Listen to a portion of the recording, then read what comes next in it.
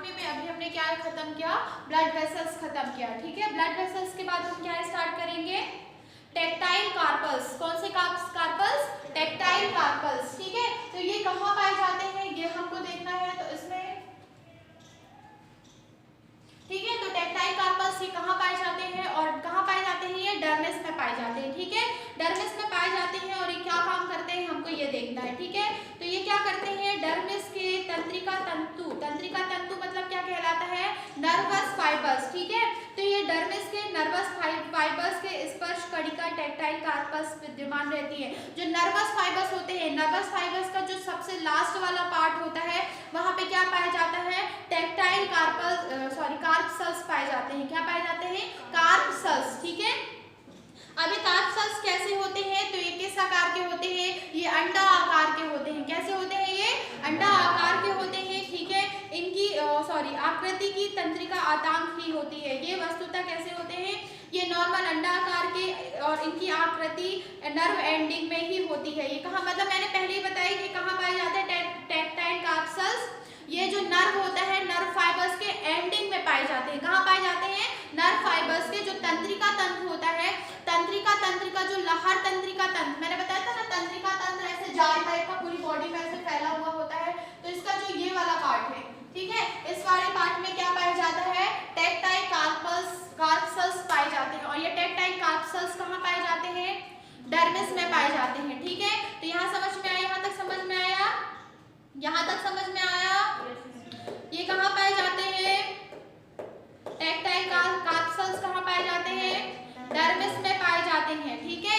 और ये जो टेक्टाइल कार्प सेल्स होते हैं ये क्या होते हैं, जो नर्वस फाइबर्स होते हैं उसके एंड में होते हैं, ठीक है, एंड में पाए जाते हैं, ठीक है। इनका आकार कैसा होता है, ये अंडा आकार के होते हैं, ठीक है। अब मेन बात इसमें क्या याद रखना है, आकार नहीं भी याद रहेगा, बस इतना मालूम होना चाहिए ये क्या होते हैं, तंत्रिका जो नर्वस फाइबर्स होते हैं उसका एंड वाला पार्ट होता है, ठीक है, ये याद होना चाहिए हमको। इनको क्या कहते हैं, टेक्टाइल कार्प सेल्स बोलते हैं और ये कहाँ पाए जाते हैं, डर्मिस में पाए जाते हैं, ठीक है।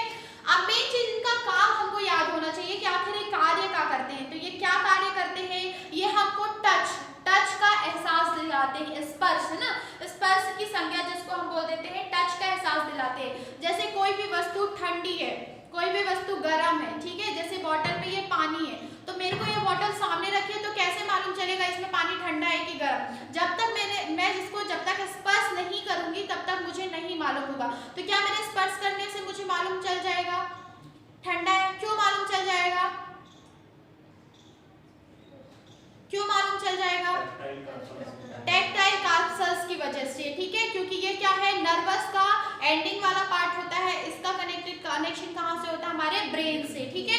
तो ये सबसे ज्यादा कहाँ पाई जाती है, कार्प सेल्स हमारे हाथों में, हाथ की गदेलियों तथा उंगलियों के जो टिप होते हैं यहाँ पे ये सबसे सर्वाधिक मात्रा में पाई जाती है, ठीक है। तो हमने टच किया इसको, ये डायरेक्ट कहाँ से हुआ, ब्रेन में गया, किसके माध्यम से, तंत्रिका का जो एंडिंग पार्ट है वहां, इसके माध्यम से कहां पहुंचा, ब्रेन में, तब हमको मालूम चलेगा कि ये ठंडा है और या गर्म है, ठीक है। तो हमको एहसास दिलाने के लिए किसका, स्पर्श मतलब टच से हम मालूम कर सके कि कोई चीज कैसी है, ठीक है। तो इसके लिए क्या पाए जाते हैं हमारी बॉडी में, कार्प सेल्स पाए जाते हैं। क्या पाए जाते हैं, कार्प सेल्स पाए जाते हैं। इन्हीं के द्वारा हम किसका एहसास कर लेते हैं, ऊष्मा का, हीट है, ठीक है, ठंडा है और दबाव है, प्रेशर पड़ रहा है, इन सब चीजों का हमको बोध किसके माध्यम से होता है, टेक्टाइल कार्प सेल्स के माध्यम से होता है। और ये सर्वाधिक मात्रा में कहाँ पाई जाती है, उंगलियों के टिप, जो हमारे फिंगर के टिप होते हैं तथा हमारे जो पाम होते हैं यहाँ पर ये पाए जाते हैं। तो टेक्टाइल कार्प सेल्स पता मालूम हुआ, ये किसमें पाए जाते हैं, डर्मिस में पाए जाते हैं। ये नर्वस का क्या होता है, एंड होता है, ठीक है। इसके माध्यम से हम टच या स्पर्श का हमको ज्ञात हो जाता है कि कोई वस्तु गर्म है या ठंडी है, या कोई प्रेशर, मतलब नॉर्मल जो भी चीज हम हाथ से स्पर्श करके मालूम करते हैं वो किसकी वजह से हमको पता चलती है, टेक्टाइल कार्प सेल्स की वजह से। और टेक्टाइल कार्प सेल्स की वजह से क्यों पता चलती है, क्योंकि ये कहाँ पाया जाता है, ये नर्वस जो फाइबर्स होते हैं उनके एंडिंग में पाया जाता है, ठीक है। यहाँ तक समझ में आया। अब इसके बाद हम कौन से ग्लैंड स्टार्ट करेंगे, स्वीट ग्लैंड। स्वीट ग्लैंड क्या कहलाती है, स्वीट ग्लैंड से क्या निकलता है, पसीना निकलता है। क्या निकलता है, ये पसीने का स्रावण करती है। कौन सी gland, sweet gland. Sweet gland, ये जो स्वीट ग्लैंड है, ये जो स्वीट करती है, ये पसीने का सिक्रेशन करती है। ठीक है, तो हमको पहले स्वीटलैंड के बारे में पढ़ना है। जो स्वीटलैंड है वो कहाँ पाई जाती है? डर्मिस में अधिक गहराई में पाई जाती है। देखो ये मैंने डर्मिस बताया ना, तो डर्मिस में ये जो ग्लैंड होती है सबसे नीचे वाले पार्ट में पाई जाती है। मतलब इसकी स्टार्टिंग कहाँ से होती है? नर्वस के एंडिंग वाले पार्ट से ना, जो लास्ट की लेयर होती है वहां से स्टार्टिंग होता है, बाकी फिर ये स्किन के ऊपर निकल जाती है। ठीक है, और पसीना किसके माध्यम से आता है? हमको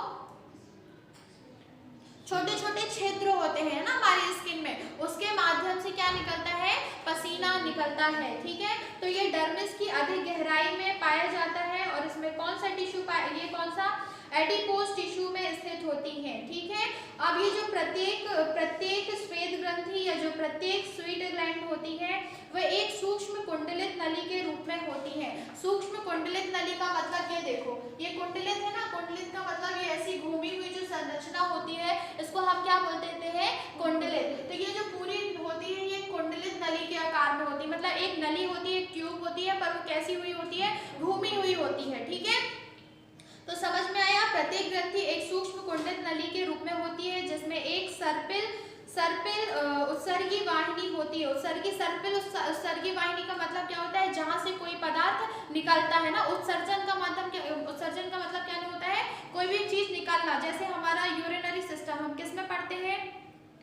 उत्सर्जन तंत्र में। किसके अंतर्गत? उत्सर्जन तंत्र। उत्सर्जन तंत्र मतलब क्या कहलाता है? यूरिन का बाहर निकलना, उत्सर्जित होना, तो क्या कहलाता है? उत्सर्जी वाहिनी कहती है। उत्सर्जी वाहिनी मतलब देखो, उत्सर्जी वाहिनी होगी तभी तो उसके माध्यम से पसीना बाहर निकलेगा ना, तो इसको कौन सी वाहिनी कह देते हैं? उत्सर्जी वाहिनी कह देते हैं। ये कैसी होती है? कुंडलित होती है, मतलब मुड़ी हुई होती है। ठीक है, और यह मुड़ी हुई होती है जो एक छिद्र द्वारा त्वचा की सतह पर खुलती है। देखो हमने इसी डायग्राम में समझ लो, हमने पहले इसको देखा, ये कहाँ पाई जाती है?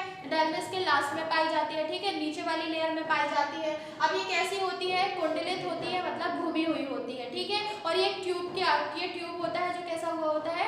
घुमा हुआ होता है। ये उत्सर्जी ट्यूब होता है। उत्सर्जी ट्यूब मतलब जो किसी भी पदार्थ को बाहर निकाले, सीक्रेट करे। ठीक है, अब ये क्या होता है? एक छिद्र के द्वारा स्किन में खुलती है। कहाँ खुलती है?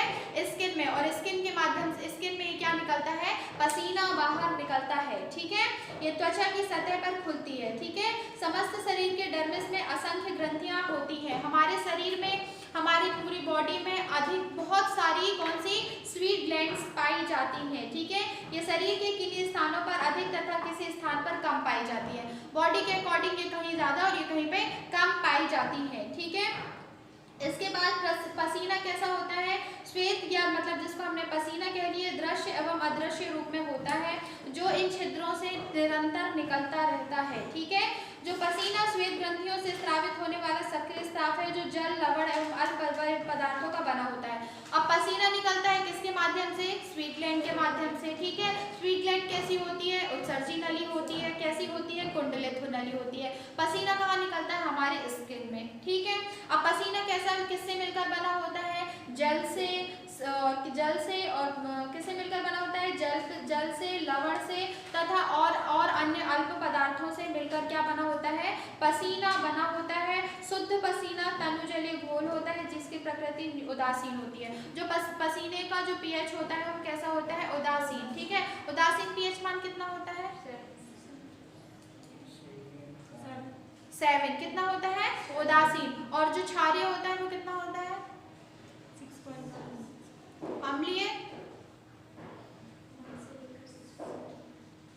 अम्लीय कितना होता है?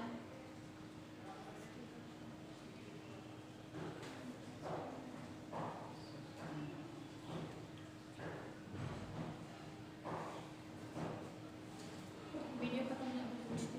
ठीक है, अधिकांश भाग में स्किन की सतह में पूछकर तुरंत वाष्पित हो जाता है। देखो हमारे शरीर में पसीना निकलता है, मेन चीजें याद रखो, हमारे शरीर में पसीना निकलता है वो क्या होता है? तुरंत वाष्पित हो जाता है। क्या किसी के शरीर में पसीना रहता है तो क्या वो चिपका हुआ रहता है? नहीं ना, निकलता जाता है, वाष्पित होता जाता है ना। ये पसीने का एक गुण होता है। ठीक है, औसतन 24 घंटे में औसतन एक नॉर्मल वयस्क व्यक्ति में कितना पसीना निकलता है?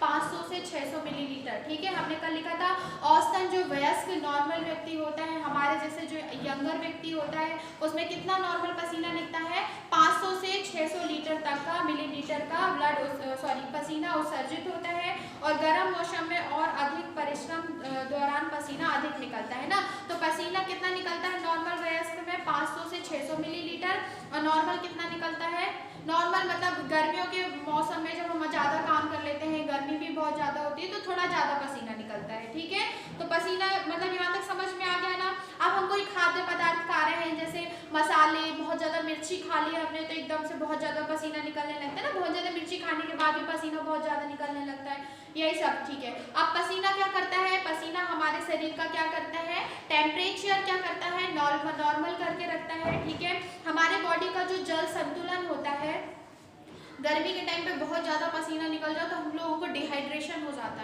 है ना, डिहाइड्रेशन। तो ये क्या करता है, हमारी बॉडी में क्या करता है, टेम्परेचर मेंटेन करके करता है, वाटर का जो संतुलन है वो बना के रखता है। ठीक है, एसिड वगैरह का नियमन करता है, उत्सर्जन तथा त्वचा को सूखने के लिए, बचाने के लिए नम कर रखने का कार्य करता है। ठीक है, हमारी गदेनियाँ जो होती हैं, गदेनियाँ देखो जब ज़्यादा ड्राई हो जाती है तो पसीना आने लगता है अपने आप। ठीक है, तो ये क्या करती है, नम बना कर रखती है, हमारी बॉडी का टेम्परेचर मेंटेन करके रखता है, और क्या करता है, हमारे शरीर की जल का जो वाटर का जो संतुलन है वो बनाए रखता है। ठीक है, तो समझ में आ गया पसीना कहाँ से निकलता है, स्वीट ग्लैंड से। स्वीट ग्लैंड कहाँ पाई जाती है, डर्मिस की नीचे वाली लेयर से पाई जाती है। ये कैसी ट्यूब होती है, कुंडलित होती है। और कैसी होती है, उत्सर्जित ट्यूब होती है। उत्सर्जित ट्यूब मतलब ये पसीने का क्या करती है, सिक्रेशन करती है। ठीक है, और जो स्वीट ग्लैंड है वो क्या है, ग्रंथि है। ठीक है, ग्रंथियों से ही सिक्रेशन होता है हमारी बॉडी में, और हमारी बॉडी में बहुत सारी स्वीट ग्लैंड पाई जाती है।